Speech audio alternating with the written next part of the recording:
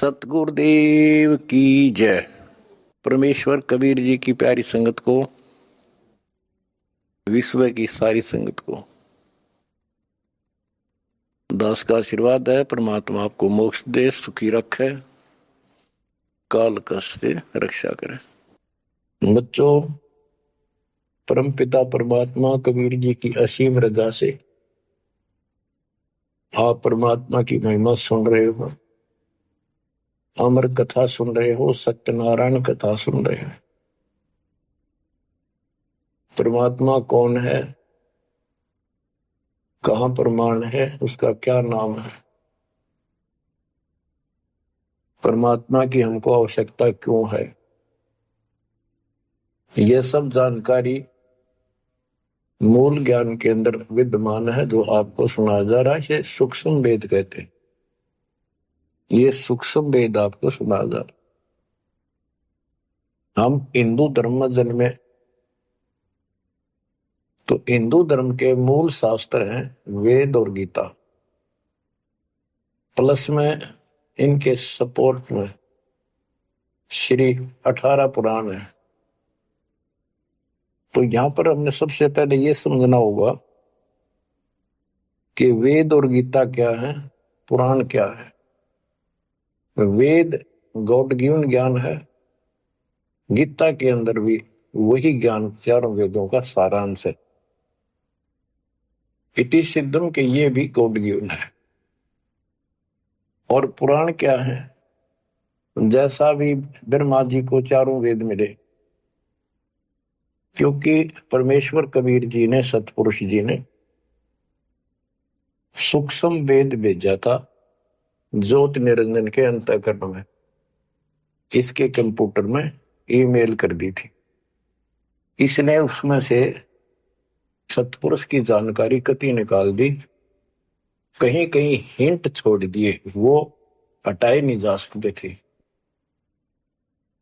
वो इसलिए छोड़ दिया कि ये भी गुप्त रहता है, इसने कसम खा रखी है मैं कभी किसी के समक्ष अपने यथार्थ रूप में नहीं आऊंगा। बच्चों, ये कथाएं दास आपको 1994 से सुनाने लगा था। वैसे तो 1994-95 से तो सरेआम सत्संग सुनाता था। उससे पहले 10-20 वक्ताओं बिठा करके भी चर्चा किया करता था। ये सारी कथा परमात्मा कबीर जी ने जो बता रखी थी, गरीबदास जी ने अमर ग्रंथ में बता रखा था, वो सुनाया करता था। यही सृष्टि रचना कैसे हुई, इसने कैसे क्यों कसम खाई, दुर्गा को नीचे भेज दिया, आप गुप्त रहने लग गया। तो ये बात जचा नहीं करती 90% का कि ये कोई बात है, दंत कथा है तो कहानी बना रखी है। भगवान ऐसे गुप्त क्यों रहेगा, भगवान ऐसे क्यों करेगा, ये भगवान है ही नहीं। भगवान तो श्रेया आते रहे और आते हैं, ये भगवान ही नहीं है, ये परमात्मा ही नहीं है। परमात्मा गुप्त रहता है नहीं, हम उसको पहचान नहीं पा रहे, इसलिए समस्या यह आ गई। इसने अज्ञान इतना गहरा कर दिया कि हम भगवान को सामने देखकर भी उसको पहचान नहीं पा रहे। इतना ज्ञान भर दिया हमारे अंदर, उसकी डेफिनेशन बदल दी। अब जब सृष्टि रचना दास ने अपने शब्दों में लिखी तो प्रमाण दिए सारे, परमात्मा की वाणी को सरल करके लिखा सृष्टि रचना। तो गीता जाए 7 श्लोक 24 में और 25 में ये खुद कहता है गीता बोलने वाला कि मैं कभी किसी के समक्ष नहीं आता अपने रूप में, मनुष्य रूप में। मुझे ये श्री कृष्ण रूप में, व्यक्ति रूप में मान रहे, मैं कृष्ण नहीं हूं। मेरा ये अटल संविधान है, अनुत्तम सिद्धांत है कि मैं कभी किसी के समक्ष प्रत्यक्ष प्रकट नहीं होता है, अपनी योग माया से छुपा रहता हूं। जब ये प्रमाण उन भक्तों को दिखाए जो कभी यहां भरे थे, कभी डांटे थे, ये कैसे हो सकता है, उनकी आंखें फटी की फटी रहेगी। तेरा गजब हो, 600 साल पहले लिखी वाणी, बोली वाणी आज सारी सत्य होगी। तो बात यहां उलझ गई थी। तो सबसे पहले हमने ये पहचान करनी होगी कि वेद क्या है और पुराण क्या है। पुराण सहयोगी शास्त्र है, उनमें कुछ ज्ञान इन ऋषियों का अपना अनुभव ज्यादातर है, कुछ ज्ञान वेद और गीता से संबंधित। जैसे रोच्य ऋषि की कथा एक अध्याय है, उसमें रुचि ऋषि एक साधक था, वेदों को ठीक सा समझा जैसा वो समझ सकता था, और उसमें लिखा था कि परमात्मा प्राप्ति के लिए एक मंत्र है, ओम नथिंग एल्स, और कोई देव देव पूजा नहीं करनी, ना कोई दाम पूजने, और मनुष्य जीवन आत्म कल्याण के लिए प्राप्त होता है। वो ज्ञानी आत्मा था, उसने अपना जीवन वेदों अनुसार साधना में समर्पित कर दिया, ना कोई मकान बनाया, जंगल में रहने लग गया, फल फ्रूट खाकर अपना साधना करता। 40 साल की उम्र होगी। उसके चार पूर्वज पिता पितामह, पर पितामह और तीसरा दादा, ये चार दिखाई दिए, और वो चारों पितर बने हुए थे। गीता अध्याय 9 श्लोक 25 में स्पष्ट किया है, भूत पूजेंगे भूतों को प्राप्त होंगे, पितर पूजेंगे पितरों को प्राप्त होंगे, देवता पूजेंगे देवताओं को प्राप्त होंगे, मेरी भक्ति करेगा मुझे प्राप्त होगा। तो उन्होंने पितर पूजे थे, कर्मकांड किए थे, भूत पूजे थे, तो ये चारों भूत बन गए प्रेत। रुचि ऋषि के पूर्वज चारों ऋषि थे, ब्राह्मण थे, वेद पढ़ते थे और साधना वेद के विरुद्ध करते थे। यही तो परमात्मा कबीर जी और उनके बच्चे गरीबदास जी यही तो समझा रहे हैं कि वेद पढ़ने पर वेद न जाने, बादशाह पुराण 18, पर ये उसे आन उपासना करें, भूल गए सृजनहारा। वो चारों के चारों गीता विरुद्ध, गीता मीन वेद, वेद के विरुद्ध साधना करके पितर बन गए। वो चारों पितर प्रेत दिखाई दिए। उन्होंने कहा कि हे बेटा ऋषि, हे बेटा रुचि, आपने विवाह क्यों नहीं कराया? हम चारों दुख पा रहे हैं, हम भूखे हैं, प्यासे हैं, कष्ट उठा रहे हैं, हम पितर बने हुए हैं, विवाह कराओ, हमारे पिंड भराओ, श्राद्ध निकालो, हमारी कर्म कांड करो ताकि हमें कुछ राहत मिले। रुचि ऋषि वेद के जानने वाले थे। उन्होंने कहा, हे पितामहो, वेद में तो कहा है कि ये कर्म कांड, पितर पूजा, आन उपासना, देव पूजा, ये मूर्खों की साधना है, अविद्या है, आप मुझे क्यों इसमें लगा रहे?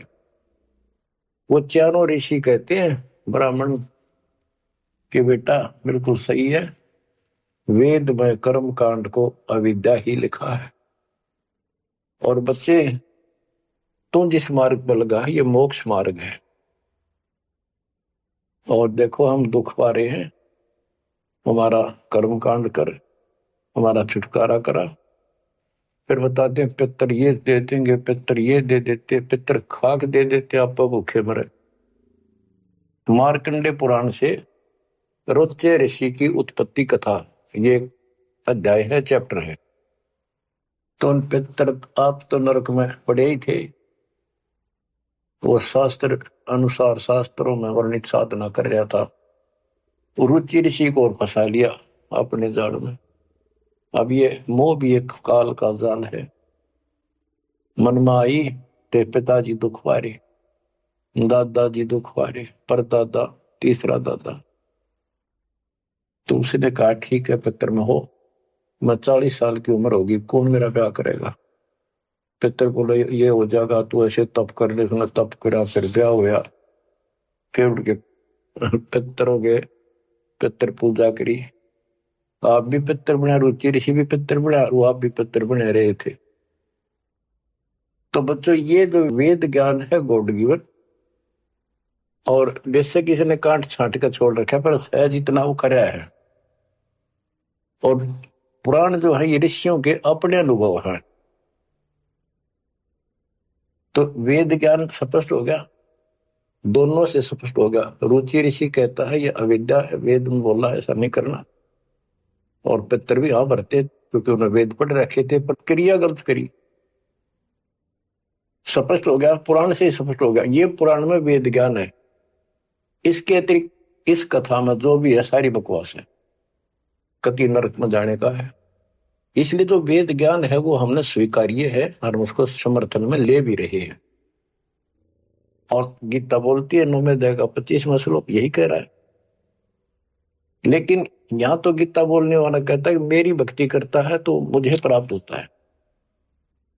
8वें अध्याय के 8, 9, 10 में कहता है कि 8वें अध्याय के जो 3 में बता परम अक्षर ब्रह्म, उसकी जो भक्ति करता है उसको प्राप्त होता है। इस प्रकार हमने इस अध्यात्म ज्ञान को निर्णायक तरीके से समझना है। अब ये साधना इन्होंने ठीक की नहीं। साधना ठीक ना करने से यह दुर्गति करा ली। एक नहीं, तकरीबन ये सबका यही दशा है। परमात्मा ने कहा था मूल ज्ञान अभी बताना नहीं है, 33 अरब ज्ञान हम व्याख्या, मूल ज्ञान हम गुप्त ही रख्या। यानी 33 अरब हमने ज्ञान बोल दिया, वाणी बोल दी।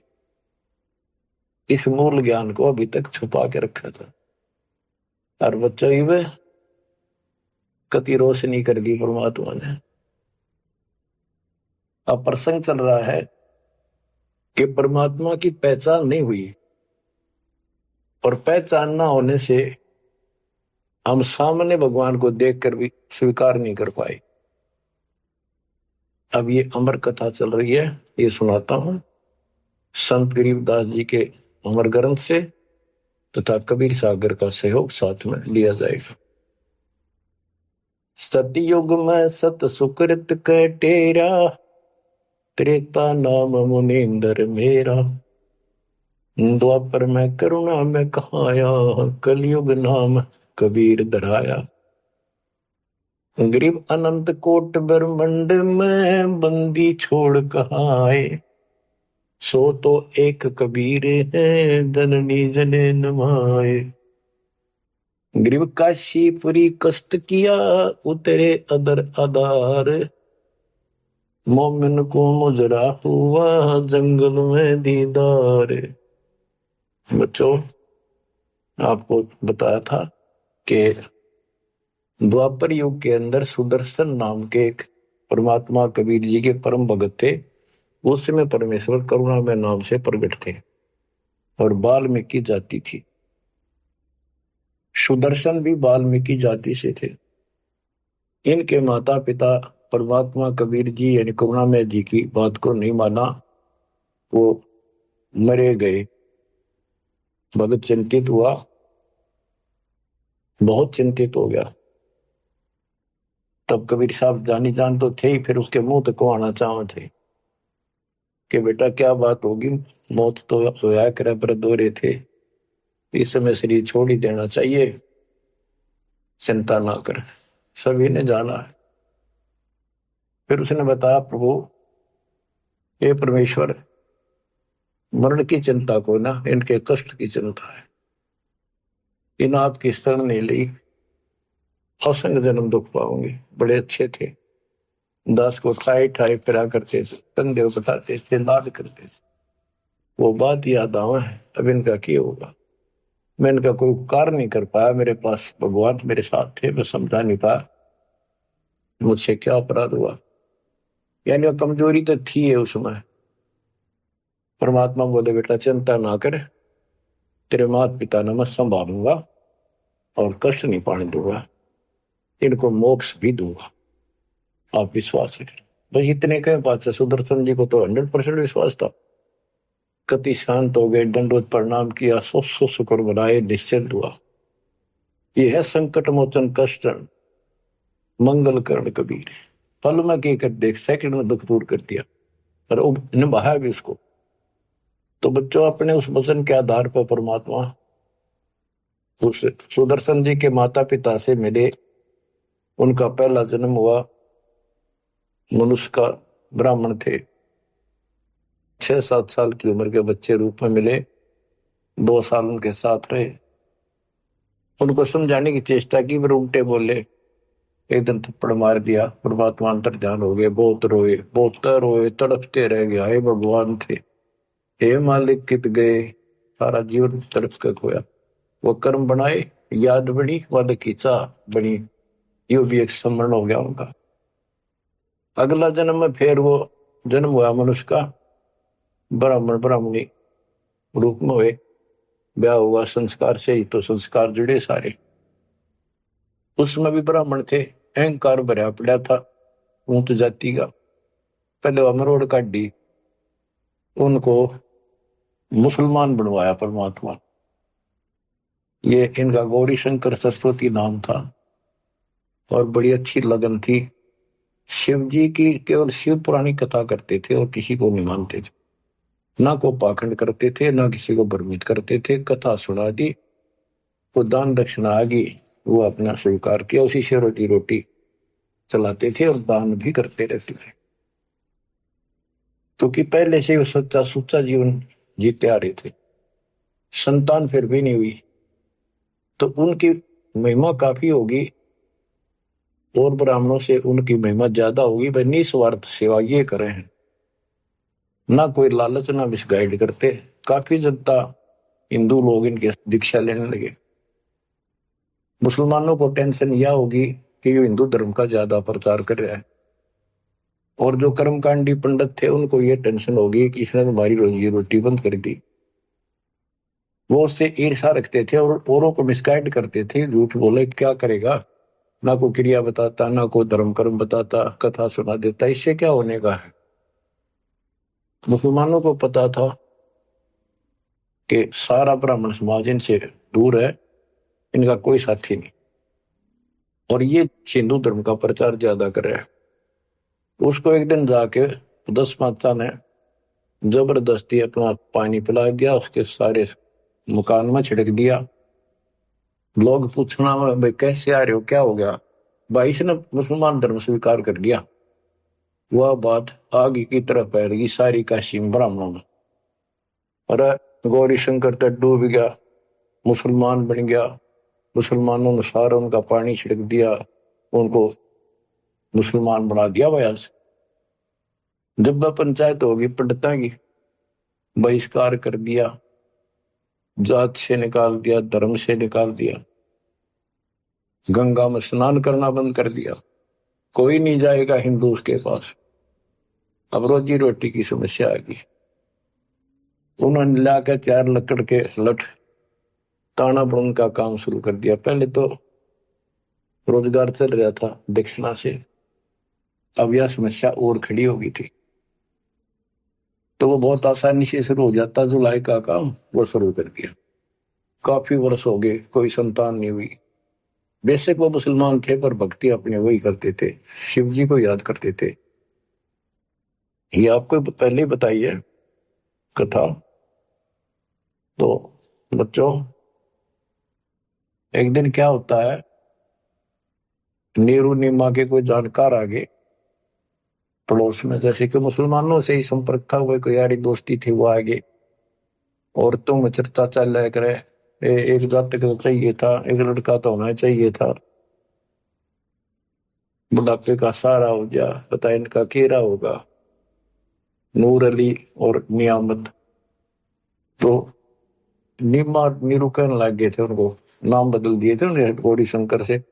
गौरी शंकर का नीरू नाम रख दिया और सरस्वती का नियामत, उसका नीरू नूर अली, तो उसका नीरू कहने लगे उसको नीमा। तो नीमा सारी रात रोई।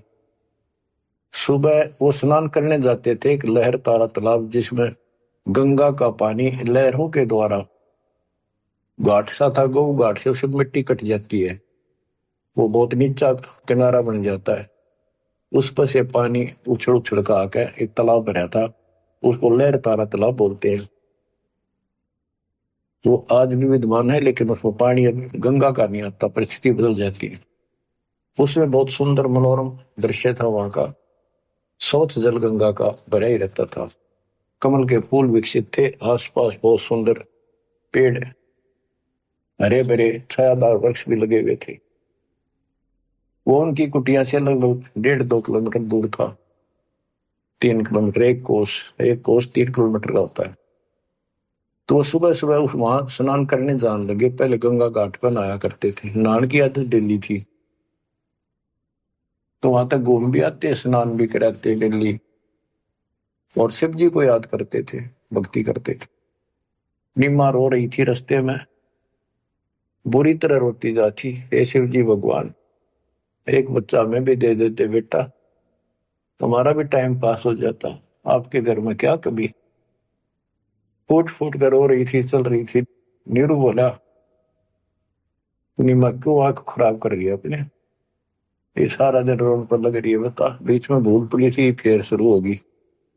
भगवान ने देना होता दे ही देते हो, पर कितनी होती है, कुछ तो भगवान करे ठीक ही है। वह रो ही रही थी, मान नहीं रही थी, फिर भी जैसे तैसे पहुंच गए स्नान स्थान तक। लहर तारा तालाब पर पहुंचे, फिर नीमा नहा ली, बाहर आ गई, फिर नीरू स्नान करने गया। नीमा जो कपड़ा बांध कर नहाई थी, दोबारा उसको धोने के लिए गई, कपड़े चेंज करके। वो ब्रह्म मुहूर्त का समय था, सुबह सुबह 1.5 घंटा पहले सूर्य उदय से। तो उस समय पहले अंधेरा दिखता है, तुरंत ही कुछ देर बाद एकदम रोशनी सी साफ हो जाता है, अंधेरा रोशनी दिखने लग जाती है। तो नीरू नहा रहा था, वह कपड़ा धोने गई, उसने देखा कमल के फूल पे कोई वस्तु हल रही है, एक पैर दिखा, उसने सोचा कोई सांप है। बहुत ध्यान से देखा तो बच्चा था, एक पैर हिला रहा था, नवजात शिशु। नीरू से कहा नीमा ने कि देखियो जी, बच्चा है, बालक है, लड़का है, कमल के फूल पर देखो। तो नीरू ने सोचा यार अच्छी पागल होगी, कति मेंटल होगी भी यार बच्चे के मुंह में। नाता नाता कहता है, नीमा तेरा दिमाग खराब हो गया, अब तुझे पानी में बालक दिखने लायक। नीमा कसक के साथ बोली, देखो सच्ची को देख तो देखो है। जिस साइड हाथ करी थी देखा, वो थोड़ी दूर था उससे, 10 फुट का फैसला होगा। एकदम नीरू गया, कमल के फूल समेत बच्चे ने उठाकर नीमा को दे दिया, और नीमा उसे लाड करे, मुंह कर लावे, चूमे, और सौ शुक्र शंकर भगवान की गावे, सौ शुक्र मनावे।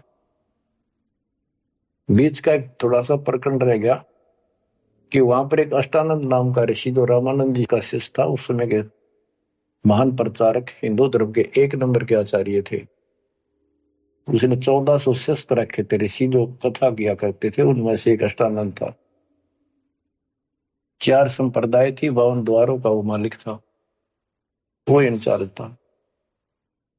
तो वो दिल्ली वहां स्नान करने जाता था, वो दूसरी साइड में नहाता था, ये दूसरी साइड में नहाते थे, सरोवर बड़ा था। तो वो भी वहां स्नान करके उस प्राकृतिक सौंदर्य और भगवान के एकांत स्थान मान के भगवान की भक्ति करता था, शांति स्थान था। दिल्ली जाता था, ध्यान लगाता था, कुछ समय भगवान की वहां भक्ति करता था, जैसे गुरुजी ने बता रखी थी। अष्टानंद जी जो ही साधना करने की चेष्टा, ध्यान में मगन होना चाहते थे, इतने में आकाश से एक प्रकाश का गोला आया। प्रकाश का गोला आया तो उसका ध्यान गया ऊपर को, उसको देखते उसकी आंखें बंद होगी, इतना तेज नूर था। जब आंखें बंद हुई तो उसमें देखा कि बालक का रूप दिखा, बगैर प्रकाश का। जैसे हम सूर्य की ओर देखते हैं तो देख नहीं सकते, फिर आंखें बंद करते हैं तो अंदर प्रकाश रहित आकार दिखाई देता, सूर्य का गोलाकार। तो अष्टानंद को बड़ा आश्चर्य हुआ कि बालक प्रकाश दिखा, फिर बालक दिखा। फिर जब आंखें ठीक सी हुई, देखा तो प्रकाश एक कोने में जाके सिमट गया दूसरी साइड, जिस साइड में नीरू नीमा स्नान करने जाया करते थे। उससे पहले जब प्रकाश लहर तारा तालाब पर उतरा, सारा सरोवर जगमगा गया, इतनी रोशनी होगी, लोकति पत्ता पत्ता दिखा कमल के फूल होगा। और जब उसमें सिमट गया, वो दूर था, उसने क्यों नहीं देखा क्या हो गया, कित गया। उसने अपने गुरुजी के पास उठ कर आ गया, साधना नहीं करी, रामानंद जी के पास आए, उनसे पूछा, हे गुरुदेव, आज मुझे ऐसा अद्भुत दृश्य दिखाई दिया, ये मेरी भक्ति की उपलब्धि है या कोई भ्रम है मेरा। ऐसे ऐसे आकाश से प्रकाश का गोला आया, मेरी आंखें उसके नूर को सहन नहीं कर सकी, मेरी आंखें बंद हो गई। बंद होने के बाद देखो तो एक बच्चे का बालक का रूप लड़के का। फिर कुछ नहीं दिखा, वो कोने में जाकर लहर तारा तालाब में समाप्त हो गया, अंतर ध्यान हो गया, नूर ही नहीं था। रामानंद जी को जैसी समझ थी, जैसा उन्हें अज्ञान सुन रखा था, अज्ञान सुनकर ज्ञान में अंधे की बां गई, अंधे ने मारे कौन बताशी। अब जैसे ये ज्ञान सुन रहे थे वैसे चेलों को बताया करते थे, और बता दिया कि बेटा ऊपर से जब अवतार गणाते हैं ना, भगवान अवतार लेता है, ऐसी लीला करता है, किसी माँ के यहाँ जन्म लेगा और फिर लीला करेगा जिस उद्देश्य को लेकर आते हो। ना कोई भ्रम है, ना ही तेरी भक्ति की उपलब्धि है, ये ऐसा होता है। तो इनको यही पता था कि रामकृष्ण अवतार आए, माँ का जन्म लेते हैं इनके भगवान। और गरीबदास जी कहते हैं, गरीब अनंत कोट ब्रह्मंड में बंदी छोड़ कहाँ आए, सो तो एक कबीर है जननी जने नमाए। तो रामानंद दृष्टानंद की दो बात फैसला। अब नीरू नहा था, नीमा उस भगवान से लाड कर रही थी, सो शुक्र अपने भगवान शंकर के बना रही थी। जगत का पेखड़ा पेख्या, धनी का नाम ना लेखा। बच्चों इसने कोई लेना देना नहीं था इस बात से, भाई मेरा नाम ले विष्णु का, ले शंकर को, किसी को क्रेडिट दे, पर इनकी आस्था बनी रहा भगवान में। ये चाहूं थे दाता आज तक। नरसिंह रूप लेकर ना कुछ मारा विष्णु को क्रेडिट, कोई बात नहीं, चलन दो, बतेरे दिन चल गई इनकी, अब सारा क्लियर हो जाएगा। मूसड़ को 3-4 साल का बाल के उठा नहीं सकता, ये तो कभी बच्चे थे उस दाता के। फिर भी अब बच्चों देखो, वो मालिक अपना बाप है, माँ भी वही है और पिता भी वही है। वो दोनों तरफ से दुखी हमारे लिए, उसमें इतना मोह है। माँ का मोह बालक में घना, पिता का मोह माँ का उससे बहुत घना। और भगवान का उन दोनों वाला, माँ भी है वो हमारी, पिता भी। इसलिए तो दुखी हो रहा है ना, क्या जरूरत थी उस पानी में वो आकर प्रगट होने की से, भूतावास के अंदर जंगल में अपनों के लिए मरता। अब बच्चों परमात्मा ने अपनी महिमा नहीं बनानी थी, उसने तो आस्था रख रही थी भगवान में, इनकी आस्था बनी रही। बच्चों अब हमें ज्ञान हो गया कि वो भगवान है जिसको नीमा सीने का लगाए खड़ी थी, लाड कर रही थी, प्यार कर रही थी। उस समय उसके शरीर की स्थिति कैसी होगी। गीता अध्याय 18 श्लोक 62 में कहा है कि उस परमेश्वर की शरण में जा तू, उसकी कृपा से तू परम शांति को और सनातन परम धाम को प्राप्त होगा। वो सुख सागर है और वो असंख्य ब्रह्मांड का स्वामी। अरे गोदी में कितनी पुण्यात्मा है वो बच्चों, एक हिसाब लगाओ। उस मालिक का नाम लेने से कितनी खुशी होती है, शरीर में अलग से एक लहर दौड़ती है। और वो बहन उसको सीने से लगा रही, मुंह चूमा, लाड करे, कितना मोह हो गया। सो सको रे शंकर भगवान, हे भोलेनाथ बड़ी दया करी। इतने में नीरू स्नान करके आ जाता है। उसको लोक लाज के हिसाब से उसने विचार किया अपने मन में, और वो नीमा के सामने व्यक्त किया कि नीमा, हम इस बच्चे को लेकर घर नहीं चलेंगे, क्योंकि समाज के लोग ये कहेंगे ये किसी का चुरा लाए, ये कहेंगे इसके माता पिता बताओ वहां छोड़ के आवांगे, हम बतावा कितने, हम कहेंगे कमल के फूल पे, वो मानने नहीं। यह सारी बात उल्टी हो जाएगी। अब तक पहले तो मुसलमान बने, अब इनसे भी निकाल दिया जाएंगे, हमें काशी से निकाल देगा राजा कि तुम बच्चे चुराते करते हो।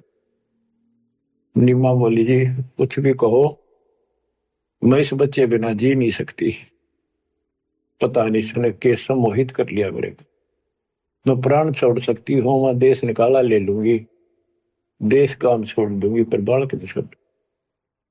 नीमा का अटल फैसला सुनकर नीरू को जिंदगी में पहली बार दुख हुआ।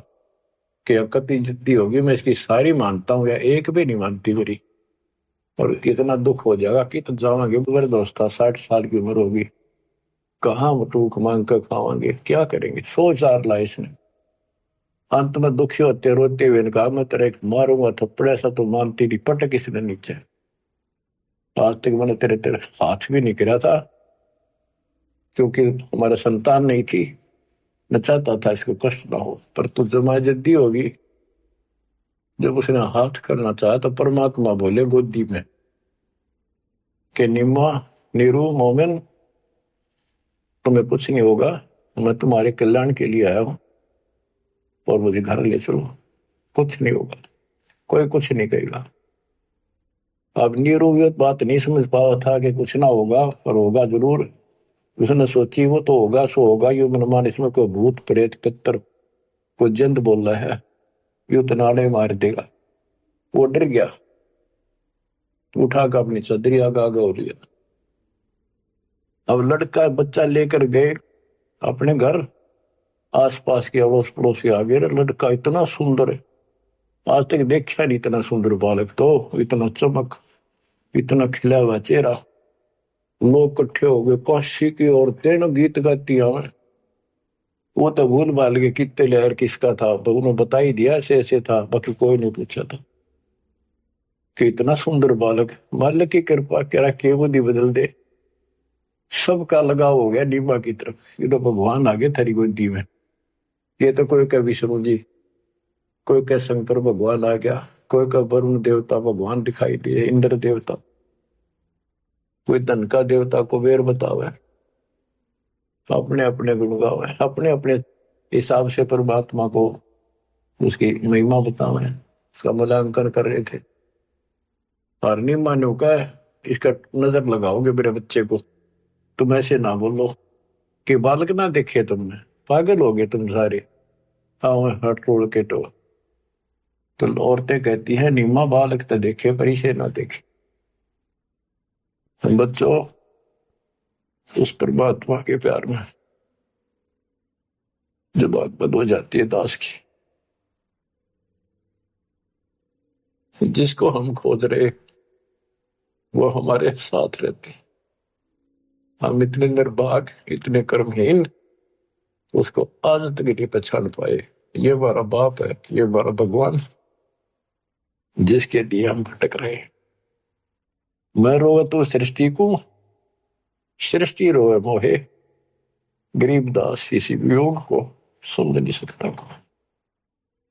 बच्चों ईब समझ में होगा ये अब समझेगा हमारे बीच का जो फैसला था, बीच में जो दीवार थी, अब कति टूट जाएगी, साफ हो जाएगा। बच्चों हम तो दुखी हैं ही अपने कर्मा कारण, पर उसको और घना तंग कर रखा हमने। अब वो हमारा अपना उसको पता है कि यदि मैंने इनका साथ कति छोड़ दिया तो खा जाएगा काले, इसको सारी कदे नहीं छोड़ रहे, तो ये धीरे धीरे हमारे को किसी न किसी कारण बनाकर इस परिस्थिति में लाया हाथ। अब यू खोल दिए रास्ते सारे, अज्ञान हटा दिया पूर्ण रूप से, अब साफ दिखाई दे है Kabir is God, Kabir is God. गरीब अनंत कोटि ब्रह्मंड का एक रति नहीं वार, सतगुरु पुरुष कबीर हैं ये कुल के सिरजनहार।